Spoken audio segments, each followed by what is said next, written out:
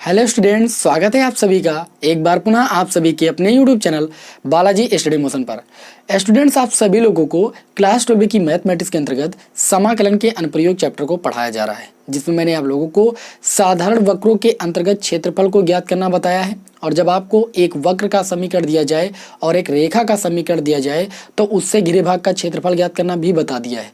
यहाँ तक कि मैंने आप लोगों को बालाजी प्रकाशन बुक से प्रश्नावली 17.1 के सारे प्रश्नों को सॉल्व करा दिया है। और आज की क्लास में हम बालाजी प्रकाशन बुक से प्रश्नावली 17.2 के प्रश्नों को सॉल्व करने के लिए सबसे पहले तरीके को सीखेंगे। ठीक है, कि किस टाइप के प्रश्नों को हमें सॉल्व करना है।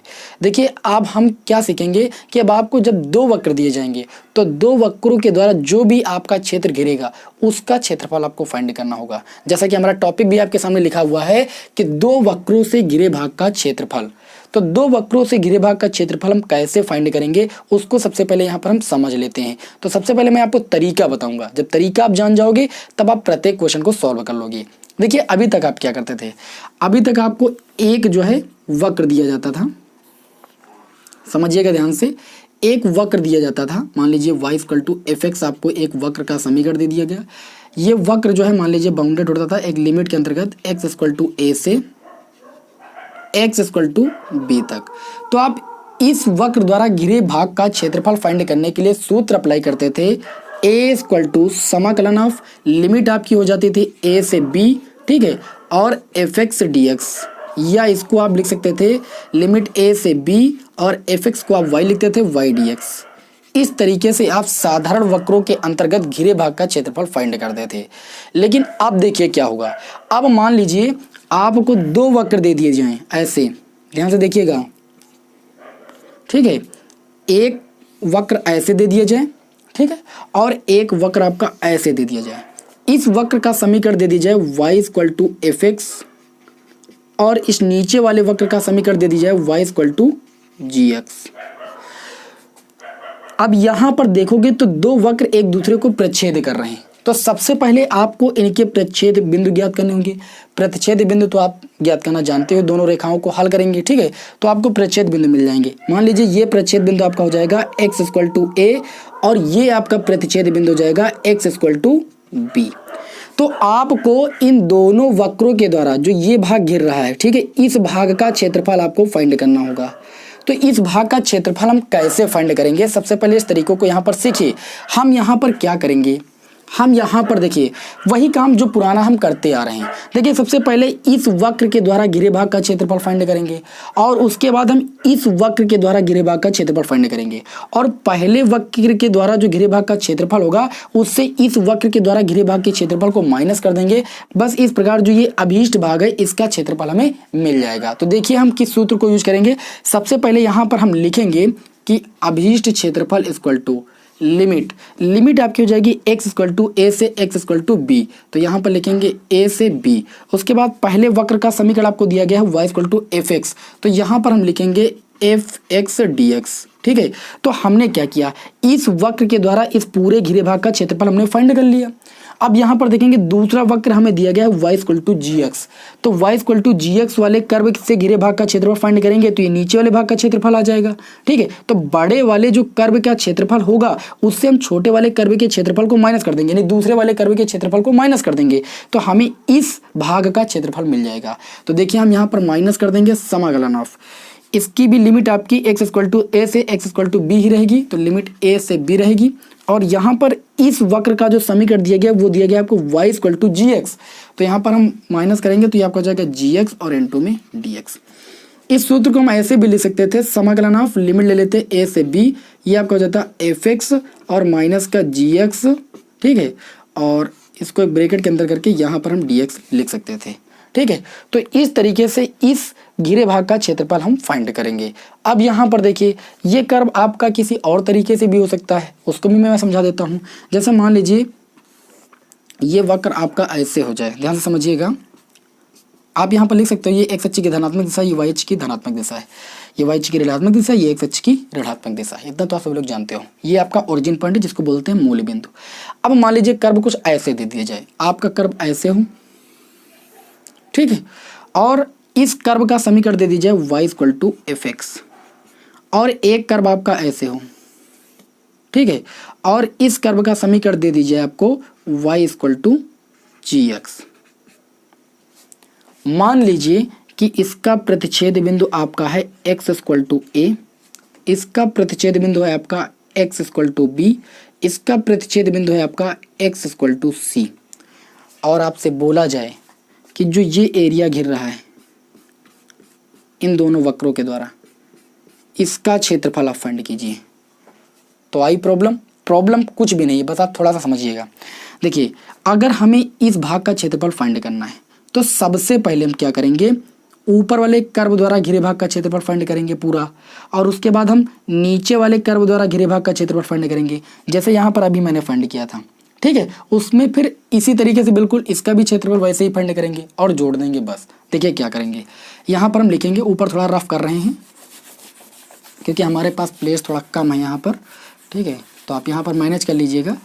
देखिए, ये आपका हो जाएगा अभीष्ट क्षेत्रफल ए इक्वल टू, सबसे पहले यहाँ पर देखिए आपको कर्व का समीकरण दिया गया y equal to f x, और यहाँ पर अगर लिमिट देखिए आप तो x इक्वल टू ए से x इक्वल टू बी है, तो a से b लिमिट हो जाएगी। तो इस कर्व द्वारा जो क्षेत्रफल होगा वो आपका हो जाएगा एफ एक्स डी एक्स। कितना हो जाएगा, एफ एक्स डी एक्स, तो हम यहाँ पर लिखेंगे एफ एक्स, और उससे माइनस क्या करेंगे, नीचे वाले कर्व का क्षेत्रफल। नीचे वाले कर्व का समीकरण दिया गया y equal to g x, तो माइनस कर देंगे हम जी एक्स। तो ये क्षेत्रफल अभीष्ट आपका हो जाएगा इसका। इतनी बात समझ में आ गई, जैसे यहाँ पर मैंने अभी किया था बिल्कुल। अब क्या करेंगे, इसमें हम जोड़ेंगे, प्लस करेंगे इस एरिया को, है ना। तो यहाँ पर लिखेंगे लिमिट, इसकी लिमिट आपकी दी गई है b से c, तो यहाँ पर लिमिट लिखेंगे b से c। अब इस कर्व को ध्यान से देखिएगा, ये कर्व पहले नीचे था, अब ये ऊपर पहुंच गया है। ठीक है, तो ऊपर वाले से नीचे वाले को माइनस करेंगे। अब नीचे वाला कर्व यहाँ पर आ गया है एफ एक्स। ठीक है, जैसे यहाँ पर अभी मैंने इस क्षेत्रफल को ज्ञात किया था तो एफ एक्स से जी एक्स को माइनस किया था, लेकिन आप क्या करेंगे, जी एक्स से एफ एक्स को माइनस करेंगे, क्योंकि एफ एक्स ये है आपका। तो यहाँ पर आपका हो जाएगा जी एक्स माइनस का एफ एक्स, ब्रैकेट ऑफ कर लेंगे, और इनटू में डी एक्स। इस प्रकार हम अभीष्ट भाग का क्षेत्रफल इस सूत्र से फाइंड करेंगे। ठीक है, लिमिट ज्ञात करने के लिए सबसे सिंपल तरीका है, दोनों वक्रों का प्रच्छेद बिंदु आप ज्ञात कर लीजिए बस। तो आई होप आप सभी लोगों को इंट्रोडक्शन आपको समझ में आ गया होगा। अब चलिए एक दो प्रश्न ऐसे उदाहरण के लेते हैं जो कि बोर्ड एग्जाम में कम से कम 11 से 12 बार पूछे गए, तो आप लोगों को अच्छी तरीके से समझ में आएगा। ठीक है, अगर आपको वीडियो पसंद आ रहा हो तो वीडियो को लाइक जरूर कर दिया करें, क्योंकि आपके एक लाइक से हमें मोटिवेशन मिलता है। ठीक है, और अपने दोस्तों में इसे जरूर शेयर करें। चलिए, इसका आप स्क्रीनशॉट अगर लेना चाह रहे हो तो ले सकते हो, ठीक, समझने के लिए। फिर बढ़ते हैं अपने पहले क्वेश्चन की ओर। तो अब इसी क्रम में हमने आपके सामने एक प्रश्न को लिया है जो कि उदाहरण का है, और ये प्रश्न आपके बोर्ड एग्जाम में 11 बार आ चुका है। चलिए देखते हैं इसको कैसे सॉल्व करना है। जो मैंने तरीका बताया उस तरीकों को अप्लाई करना, आपका क्वेश्चन सॉल्व हो जाएगा। ध्यान से देखिएगा, यहाँ पर आपको दिया गया इस क्वेश्चन में कि सिद्ध कीजिए कि परवलयों y square equal to 4ax तथा x square equal to 4ay के बीच का क्षेत्रफल 16/3a स्क्वायर होगा। आप देख सकते हो ये प्रश्न कितनी बार आया, मैंने ये भी आपके सामने नोट किया हुआ है। ठीक है, आप आंसर पेपर देख सकते हो, इसमें कोई संदेह नहीं है। यहाँ पर आपको दो परवलय के समीकरण दिए गए और ये दो परवलय एक दूसरे को प्रतिच्छेद करते हैं, तो इनके द्वारा जो क्षेत्र आपका घिर रहा है उसका क्षेत्रफल ज्ञात करना है। तो सबसे पहले यहाँ पर हम फिगर को बनाते हैं जिससे आप लोगों को पूरी बात समझ में आ जाए। यहाँ पर हम खींचेंगे 1/4,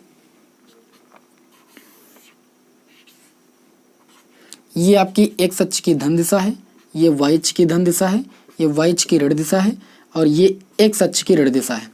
यहाँ पर पहला आपको परवलय का समीकरण दिया गया है y square equal to 4ax। मैंने आपको परवलय खींचना बताया है। यहाँ पर देख सकते हो x पॉजिटिव है, यानी ये परवलय जो बनेगा वो x अक्ष की धनात्मक दिशा में बनेगा। तो x अक्ष की धनात्मक दिशा में ये आपका मैंने परवलय खींच दिया, और इस परवलय का जो समीकरण दिया गया है वो आपको दिया गया है y square equal to 4ax। यहाँ पर लिख देंगे y square equal to 4ax। उसके बाद दूसरे परवलय का आपको समीकरण दिया गया है x square equal to 4ay। यहाँ पर y पॉजिटिव, यानी ये y अक्ष की धनात्मक दिशा में परवलय बनेगा, तो इसको हम ऐसे खींच लेंगे। ये आपका परवलय हो गया, और इस परवलय का समीकरण हो जाएगा x square equal to 4ay। ये परवलय एक दूसरे को यहाँ पर प्रतिच्छेद कर रहे हैं, तो इनके द्वारा ये क्षेत्र जो है गिर रहा है, इसका हमें क्षेत्रफल फाइंड करना है। ठीक है, चित्र आपको दिख ही रहा होगा स्पष्ट। ये आपका ओरिजिन पॉइंट हो जाएगा O, ठीक है। अब यहाँ पर देखिए, यहाँ पर इस कर्व का समीकरण दिया गया है, इस कर्व का समीकरण दिया गया है। तो सबसे पहले स्टेप में क्या करेंगे, इन दोनों कर्व के समीकरण को हम लिखेंगे और मानेंगे समीकरण 1 और समीकरण 2। तो यहाँ पर लिखेंगे, पहली समीकरण आपको दी गई है y² = 4ax, इसको माना मैंने समीकरण 1। दूसरे परवलय की समीकरण दी गई है आपको x² = 4ay, इसको माना मैंने समीकरण 2। अब इन दोनों समीकरणों को हमें सॉल्व करना है, वो आपकी इच्छा के ऊपर डिपेंडेंट कि आप इन समीकरणों को कैसे सॉल्व करते हो। और आपको प्रतिच्छेद बिंदु x और y की वैल्यू फाइंड करनी है। यानी यहाँ पर आप देख रहे हो कि एक बिंदु यहाँ है, एक बिंदु यहाँ है, ये दोनों एक दूसरे को प्रतिच्छेद कर रहे हैं। इन दोनों बिंदुओं के हमें निर्देशांक चाहिए इन दोनों समीकरणों को हल करके। तो चलिए यहाँ पर सॉल्व करते हैं। यहाँ पर x² = 4ay दिया है। अगर यहाँ पर y² हो जाए तो इस y² का मान इस समीकरण में हम पुट कर सकते हैं। तो यहाँ पर लिखेंगे समीकरण 2 का वर्ग करने पर, समीकरण 2 का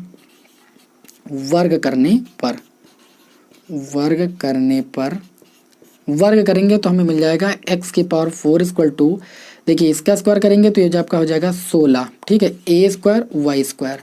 अब यहाँ पर समीकरण 1 से y² का मान इसमें पुट कर देंगे, लिखेंगे समीकरण 1 से y² का मान रखने पर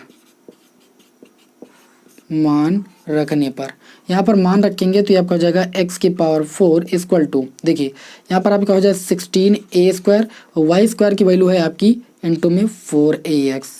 देखिए ये आपका हो जाएगा x⁴ = 4 का 16 से मल्टीप्लाई करोगे 64 हो जाएगा, a² का मल्टीप्लाई a³ हो जाएगा और इंटू में है आपका x। इसको इधर लेकर आओगे आप तो ये आपका हो जाएगा x⁴, ये इधर आ जाएगा -64 a³ x = 0। इन दोनों में आप x कॉमन ले सकते हो, ये आपका हो जाएगा x³ माइनस का, इसको आप लिख सकते हो 64 a³ आपका लिखा ही है और इसको क्यूब भी बना सकते हो। ये आपका हो जाएगा, देखिए इस समीकरण से हम देखेंगे एक बार x की वैल्यू में 0 मिल जाएगी और एक बार जब मैं x³ माइनस 64 a³ को 0 के बराबर दिखाऊंगा तो हमें x³ = मिल जाएगा 4a का होल क्यूब, यानी x की वैल्यू मिल जाएगी 4a, ठीक है। तो x की वैल्यू इस प्रकार आपको 2 मिल गई। अब यहाँ पर देखिए आप समीकरण 1 लोगे, क्या लोगे, समीकरण 1। यहाँ पर लिखोगे समीकरण 1 से, ठीक है। समीकरण 1 से अगर देखोगे x की वैल्यू 0 है, x की वैल्यू 0 है तो समीकरण 1 से y की वैल्यू कितनी मिलेगी, x की वैल्यू 0 रखोगे तो y की वैल्यू भी आपको 0 मिलेगी। जब आप x की वैल्यू दूसरी वैल्यू आप रखोगे 4a, तो समीकरण 1 से देखिए y² = 4a और x के स्थान पर लिखोगे 4a, तो y आपको मिल जाएगा, देखिए ये स्क्वायर उधर जाएगा, अंडर रूट लग जाएगा, अंडर रूट से 4a 2 बार है, एक बार बाहर निकल आएगा, यानी y आपको मिल जाएगा 4a। यानी एक बिंदु तो आपको मिल गया यहाँ से 0,0, क्योंकि यहाँ पर x की वैल्यू भी 0 और y की वैल्यू भी 0 है। और दूसरा बिंदु आपको मिल गया, यहाँ पर x की वैल्यू है 4a और y की वैल्यू भी आपकी आ गई 4a। तो इस प्रकार आपको 2 बिंदु मिल गए। अब आपको ये भी पता चल गया कि ये दोनों बिंदु कहाँ उपस्थित हैं।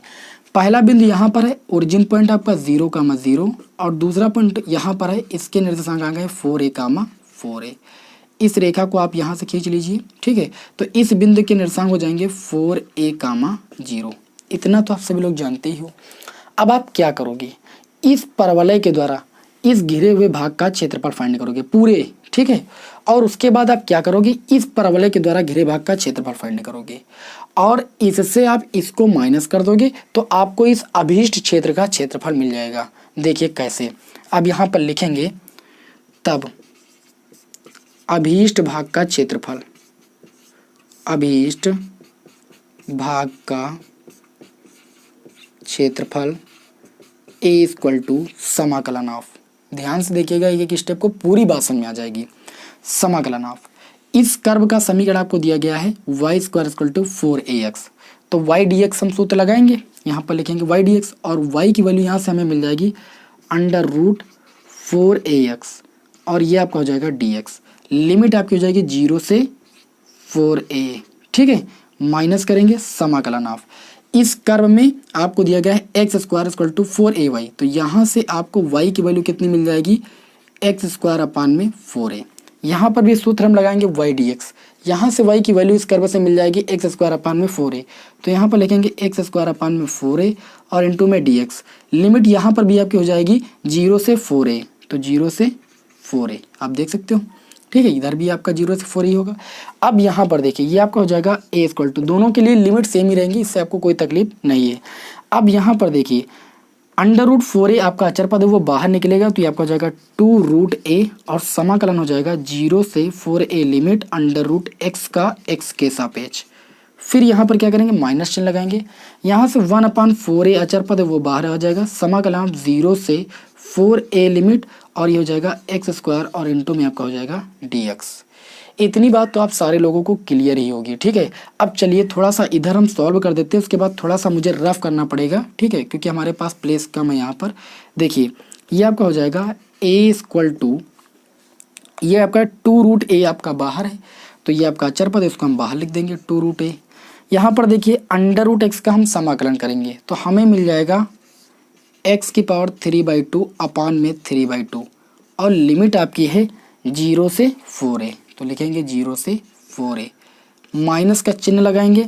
यहाँ से हम देखेंगे तो 1/4a हमारा है बाहर और एक्स स्क्वायर का समाकलन करेंगे तो हमें मिल जाएगा x³ अपान में 3, लिमिट आपकी हो जाएगी 0 से 4a। इतनी बात आप सारे लोगों को क्लियर है।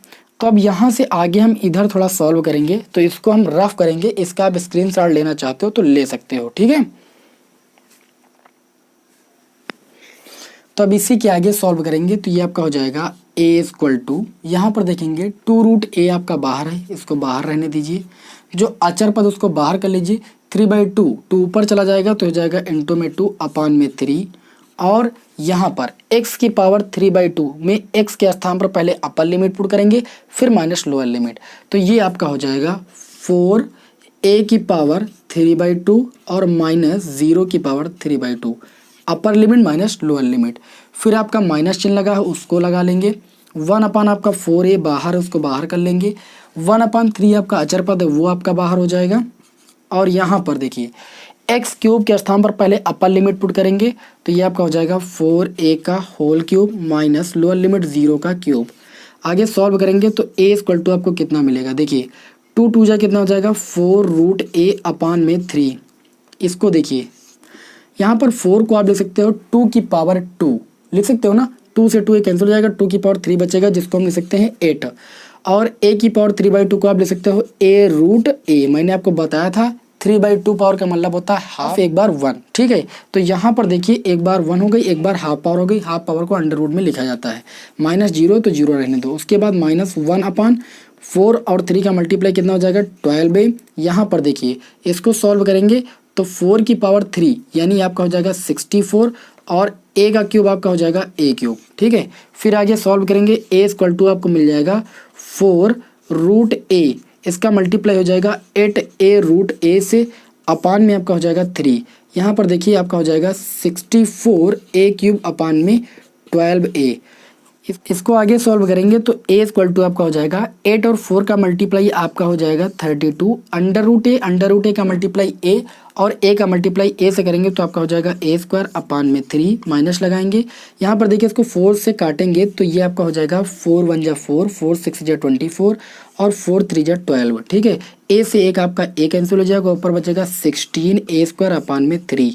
हर आपका सेम हो गया, आप एक हर ले लीजिए, a इक्वल टू एक हर हमने ले लिया, 32a² से 16a² जाएगा तो आपका 16a² बच जाएगा और ये क्षेत्रफल इसका मात्रा क्या हो जाएगा वर्ग इकाई हो जाएगा।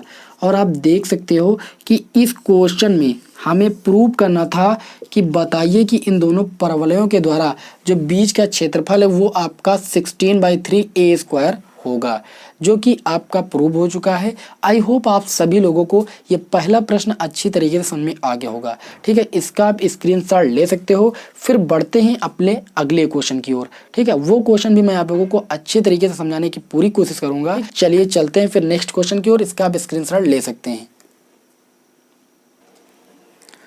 तो अब इसी क्रम में हमने अपना अगला क्वेश्चन आपके सामने नोट किया है। आप देख सकते हो ये प्रश्न में बोला जा रहा है कि परवलय y² = 4ax तथा सरल रेखा y = mx के अंतर्गत क्षेत्र का क्षेत्रफल ज्ञात कीजिए। ये प्रश्न आपके बोर्ड एग्जाम में कई बार आया है, उसको भी मैंने यहाँ पर नोट किया है कि कितनी बार ये प्रश्न आपके बोर्ड एग्जाम में पूछा गया है। चलिए इस प्रश्न को सॉल्व करते हैं। सबसे पहले इसका हम फिगर बनाते हैं। यहाँ पर आपको एक परवलय का समीकरण दिया गया है। परवलय का फिगर सभी लोग बनाना जानते हो, तो यहाँ पर चलिए हम एक परवलय बनाएंगे। तो सबसे पहले हम चतुर्थांश खींच लेंगे। ये एक्स अक्ष की धन दिशा हो जाएगी, ये वाई अक्ष की धन दिशा हो जाएगी, ये वाई अक्ष की ऋण दिशा हो जाएगी, ये एक्स अक्ष की ऋण दिशा हो जाएगी। यहाँ पर परवलय का समीकरण आपको दिया गया है Y square equal to 4ax, यानी एक्स अक्ष की धन दिशा में ये परवलय बनेगा। तो एक्स अक्ष की धन दिशा आपकी इधर हो जाएगी, ये आपका भाई परवलय हो गया। और इस परवलय का समीकरण हो गया Y square equal to 4ax। उसके बाद आपको एक रेखा दी गई है y equal to M X. Y equal to M X रेखा जो होती है वो ओरिजिन पॉइंट से होकर जाती है ऐसे, ठीक है, इस पॉइंट से होकर जाती है। इस रेखा का समीकरण दिया गया y equal to M x, ठीक है, ये रेखा आपकी की। अब इस रेखा के द्वारा और इस कर्व के द्वारा आप देख रहे हो कि ये क्षेत्रफल आपका घिर रहा है।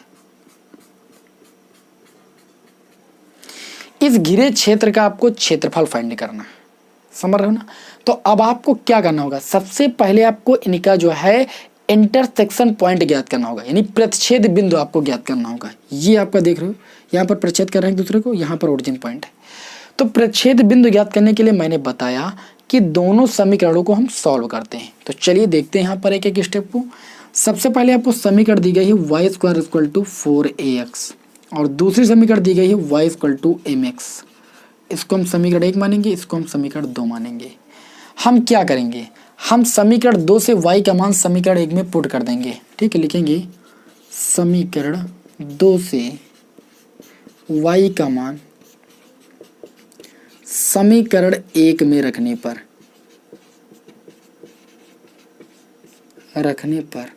समीकरण 1 दी गई y स्क्वायर, तो ये आपका हो जाएगा एम एक्स का स्क्वायर, क्योंकि यहाँ पर y equal to M x दिया गया है, इक्वल टू 4ax। तो ये आपका हो जाएगा एम स्क्वायर एक्स स्क्वायर, इसको इधर लेकर आएंगे तो माइनस का 4ax इक्वल टू आपका 0 हो जाएगा। इन दोनों में हम x कॉमन ले सकते हैं, तो ये आपका हो जाएगा एम स्क्वायर एक्स माइनस का 4a इक्वल टू आपका हो जाएगा 0। यहाँ से देखें तो x इक्वल टू एक बार 0 मिल जाएगा, और एक बार जब M square x minus 4a को 0 के बराबर दिखाएंगे तो x इक्वल टू में मिल जाएगा 4a अपान में एम स्क्वायर। अब यहाँ पर हम लिखेंगे समीकरण 2 से, देखिए ये तो समीकरण 1 से आया है, समीकरण 2 से अगर x की वैल्यू आपकी 0 होगी तो y की वैल्यू कितनी मिलेगी, y इक्वल टू भी आपको 0 ही मिलेगा, क्योंकि x के स्थान पर 0 पुट करोगे y बराबर एम एक्स, तो आपको y भी 0 मिलेगा, यानी एक पॉइंट आपका हो जाएगा 0,0। ये आपका हो गया ओरिजिन पॉइंट, ये तो आना ही था। उसके बाद x इक्वल टू दूसरी वैल्यू आपको क्या मिली, यहाँ पर देख लीजिए आप, ठीक है। दूसरी वैल्यू आपको मिली है, लिखोगे जब x इक्वल टू कितना दिया गया है 4a अपान में एम स्क्वायर, तो y की वैल्यू कितनी मिलेगी, y बराबर एम एक्स में आप पुट करोगे एम एक्स के स्थान पर 4a अपान में एम स्क्वायर, तो एक m से m कैंसिल हो जाएगा, ये आपको बचेगा 4a अपान में m। ये पॉइंट आपको मिला, x की वैल्यू 4a अपान में एम स्क्वायर, तो y की वैल्यू आपको मिली 4a अपान में m, क्योंकि पॉइंट में तो पहले x का निर्देशांक लिखा जाता है फिर y का, तो ये आपका पॉइंट हो गया। अब इस पॉइंट का मान आपका हो जाएगा 4a अपान में एम स्क्वायर कामा 4a अपान में m। इतनी बात आप सारे लोगों को समझ में आ गई होगी। अब देखिए यहाँ से हम एक लंब खींच लेंगे, आप देख रहे हो कि x अक्ष पर चली गई दूरी 4a अपान एम स्क्वायर है, तो इस बिंदु के निशान जो आएंगे 4a अपान एम स्क्वायर कामा 0। हम क्या करेंगे, हम सबसे पहले इस परवलय के समीकरण के द्वारा क्या नहीं करेंगे, घिरे भाग का क्षेत्रफल निकालेंगे, ठीक है। तो ये हमें पूरा क्षेत्रफल मिलेगा, और उससे इस रेखा के द्वारा जो घिरे भाग का क्षेत्रफल वो नीचे वाला माइनस कर देंगे, तो ये बीच वाला क्षेत्रफल हमें मिल जाएगा। लिमिट तो दोनों के लिए वही रहेगी, 0 से 4a अपान एम स्क्वायर। तो चलिए इसको आगे सॉल्व करते हैं। यहाँ पर लिखेंगे अभीष्ट भाग का क्षेत्रफल, अभीष्ट भाग का क्षेत्रफल, अभीष्ट भाग का क्षेत्रफल a इक्वल टू समाकलन ऑफ, सबसे पहले परवलय का समीकरण दिया गया y square equal to 4x, तो y की वैल्यू आपको मिल जाएगी अंडर रूट 4ax। लिमिट आपकी कितनी हो जाएगी, लिमिट आपकी 0 से 4a अपान एम स्क्वायर, तो 0 से 4a अपान में एम स्क्वायर और इनटू में dx। इस क्षेत्रफल से हम इस रेखा के द्वारा घिरे भाग का क्षेत्रफल माइनस करेंगे, तो ये आपका हो जाएगा माइनस, लिमिट हो जाएगी 0 से 4a अपान में एम स्क्वायर। रेखा के समीकरण में आपको दिया गया y equal to M x, यानी y की वैल्यू आपकी मिल गई एम एक्स, तो ये आपका हो जाएगा एम एक्स डी एक्स। सूत्र लगाते y डी एक्स, वाई की वैल्यू हम डायरेक्ट पुट कर रहे हैं यहाँ पर, क्योंकि हमारे पास थोड़ा प्लेस कम है, तो जिससे यहाँ पर इसी में आ जाए। तो यहाँ पर देखिए आपका अचर पद √4a बाहर निकलेगा, √4a को हम लिख सकते हैं 2√a। समाकलन हो जाएगा 0 से 4a अपान में एम स्क्वायर √x का x के सापेक्ष माइनस, यहाँ से आपका m अचर पद वो बाहर मिल जाएगा 0 से 4a अपान में एम स्क्वायर, और ये हो जाएगा x dx। अब चलिए समाकलन कर लेते हैं, ये हो जाएगा a इक्वल टू 2√a, ठीक है। √x का समाकलन करेंगे तो ये आपका हो जाएगा x की पावर 3/2 अपान में 3/2। लिमिट आपकी हो जाएगी 0 से 4a अपान में एम स्क्वायर माइनस m, इसका आप समाकलन करोगे तो x²/2 आएगा, तो आप 2 को बाहर कर लीजिए और ये आपका हो जाएगा x² लिमिट 0 से 4a अपान में एम स्क्वायर। सबसे पहले क्या करेंगे, इसमें अपर लिमिट पुट करेंगे, फिर माइनस लोअर लिमिट, अचर पद को बाहर कर लेंगे। ये a इक्वल टू आपका हो जाएगा 2 जा कितना हो जाएगा 4√a अपान में 3, x की पावर 3/2 में पहले हम रखेंगे अपर लिमिट, यानी 4a अपान में एम स्क्वायर की पावर आपका हो जाएगा 3/2 माइनस लोअर लिमिट आपका हो जाएगा 0 की पावर 3/2। इस डिब्बे को ऑफ कर लेंगे, माइनस ये आपका हो जाएगा m/2। अपर लिमिट आपकी है 4a अपान में एम स्क्वायर, यहाँ पर x स्क्वायर है तो इसका स्क्वायर कर देंगे माइनस 0 का स्क्वायर। इतनी बात आप सभी को क्लियर है, बहुत ही सावधानी पूर्वक आपको हल करना है, अदरवाइज आपका गलत हो जाएगा तुरंत, ठीक है। अब इधर थोड़ा हम रफ करेंगे सॉल्व करने के लिए, इसका आप स्क्रीनशॉट ले सकते हो अगर लेना चाह रहे हो।